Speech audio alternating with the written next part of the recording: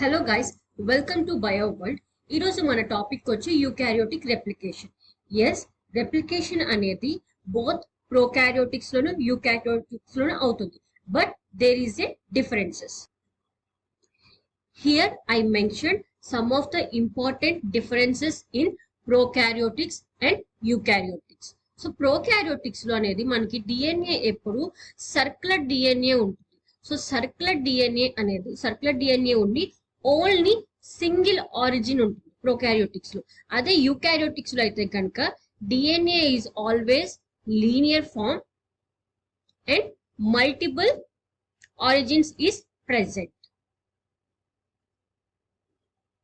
So replication అనేది చాలా speed గా అవుతుంది. ఒక సెకండ్ కి లిటరలీ 1000 న్యూక్లియోటైడ్స్ అనేవి రెప్లికేట్ అవుతాయి.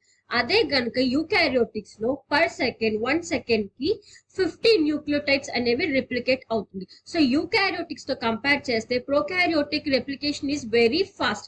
ప్రోకారియోటిక్ రెప్లికేషన్స్ లో only DNA pol 3 and pol 1 is involve.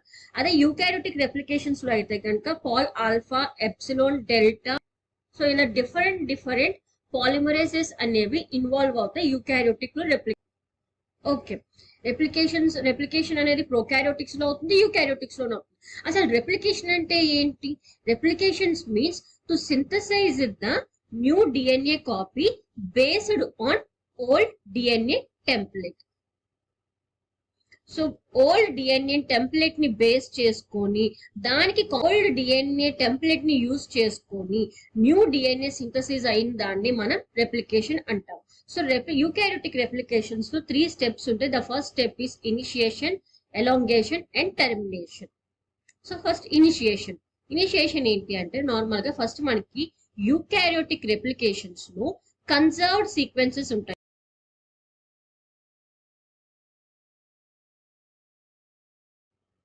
So ఇలా కన్జర్వ్డ్ సీక్వెన్సెస్ ఉంటాయి. ఈ A1 B1 ఏంటి అంటే conserved sequence. It made up of 11 to 14 base pairs. And ఈ A1 B1 ఏంటంటే it will be binded to the ORC. The full form of the ORC is origin recognizing complex. So నేను మీకు first చెప్పాను eukaryotic DNA అనేది linear form లో ఉంటుంది and multiple origins present అయి ఉంటాయి. ఈ ఆరిజిన్ కి ఫస్ట్ CDT1, CDC6 బైండ్ అవుతాయి. సో CDT1 ఏంటి అంటే హెలికేస్ యాక్టివిటీని ఉంటుంది. సో ఈ హెలికేస్ అనేది it's made up of 6 subunits. Prokaryotics లో కూడా హెలికేస్ ఉంటుంది, ఈవెన్ అది కూడా 6 సబ్ యూనిట్స్ తో మేడప్ అయి ఉంటుంది. But that one is homohexamer and eukaryotic helicase is heterohexamer. So ఈ కాంప్లెక్స్ ఫస్ట్ ఏంటంటే ఈ కాంప్లెక్స్ ఈస్ ఈ 3 కాంప్లెక్స్ అంటే ORC, CDC6 అండ్ CDT1 ఇవి ఫస్ట్ ఇన్యాక్టివ్ ఫామ్ లో ఉంటాయి. ఎప్పుడైతే CDK అంటే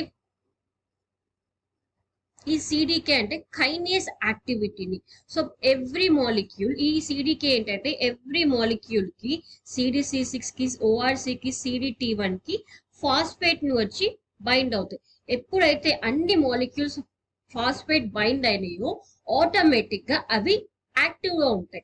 before CDK all molecules is inactive, but after CDK all molecule get active. So ఎప్పుడైతే అన్ని మాలిక్యూల్స్ యాక్టివ్ అయినాయో then automatically ORC will be released. So ORC release అయిపోయింది. Helicase is also recruited to the CDC45 and GINS. And ఇంకోటి ఏంటంటే helicase అనేది ARS ని autonomously replicating sequence. So ఇదేంటంటే this origin of replication. ఈ ARS ని melt చేస్తుంది. ARS ఎప్పుడైతే మెల్ట్ అయిందో మనకి రెప్లికేట్ బబుల్ అనేది ఫామ్ అయింది. సో ARS అనేది మెల్ట్ అయిన వెంటనే మనకి రెప్లికేటివ్ బబుల్ అనేది ఫామ్ అవుతుంది. This is a replicating bubble. So CDC45 కి ఏంటి అంటే CDC45 have pol alpha activate. ఈ పాల్ ఆల్ఫా ఏంటంటే ఈ రెప్లికేషన్ బబుల్ లోపల ప్రైమర్ ని యాడ్ చేస్తుంది. సో ప్రైమర్ ని యాడ్ చేసిన వెంటనే pol alpha will be released. So then after Paul epsilon and Paul delta, it will be binded to the replicating bubble. Pol epsilon is always synthesizing to the leading strand and pol delta is always synthesizing to the lagging strand. So finally మనకి pol epsilon and pol delta ఏంటంటే మన primers ని base చేసుకొని stands ని synthesis చేసేసింది. So synthesis చేసిన వెంటనే pol delta and pol epsilon will be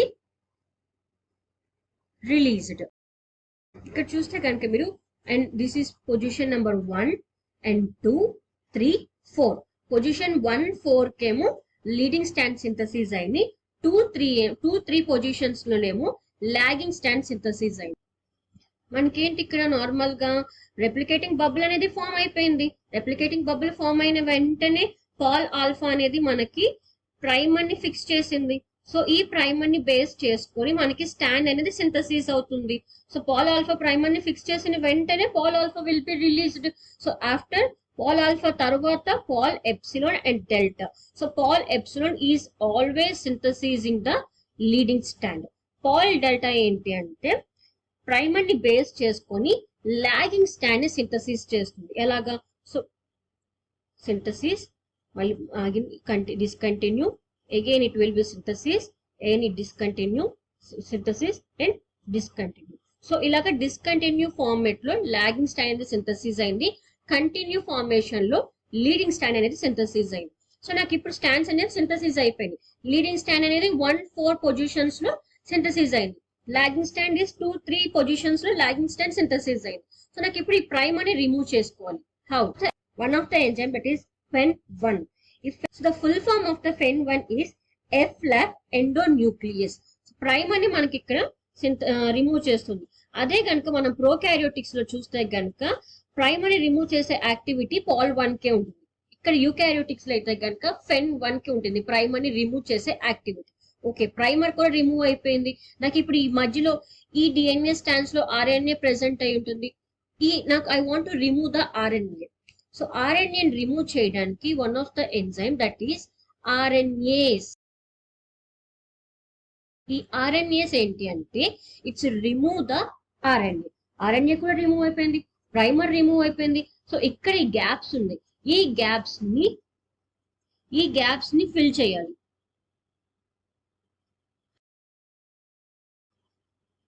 ఈ గ్యాప్స్ ని ఫిల్ చేయడానికి అగైన్ మళ్ళీ ఇన్వాల్వ్ అవుతాయి pol delta and pol epsilon. So pol delta and epsilon ఏంటి అంటే ఈ గ్యాప్స్ ని ఫిల్ చేస్తాయి. Here I'm using the another colour that is yellow. So ఈ గ్యాప్స్ ని ఫిల్ చేస్తుంది pol delta and pol epsilon. So నాకు ఇప్పుడు సో ఇలా రెప్లికేటింగ్ బబుల్ లో మనకి కంటిన్యూ స్టాండ్స్ అనేవి ఫామ్ అయిపోయింది. ఈ కంటిన్యూ స్టాండ్స్ అనేవి నాకు ఈ ఫార్మేషన్ లో కావాలి. అంటే ఒక old DNA stand and another new DNA copy అనేది నాకు కావాలి ఈ ఫార్మేషన్ లో.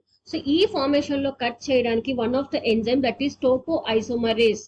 సో టోపోఐసోమరేస్ 1 ఏంటంటే it only cutting the 1 stand. So 1 stand ని కట్ చేస్తుంది. దీనికి అసలు ఏటీపీ అవసరం లేదు. అదే టోపోఐసోమరేస్ 2 అయితే కనుక at the same time 2 stands ని కట్ చేస్తుంది.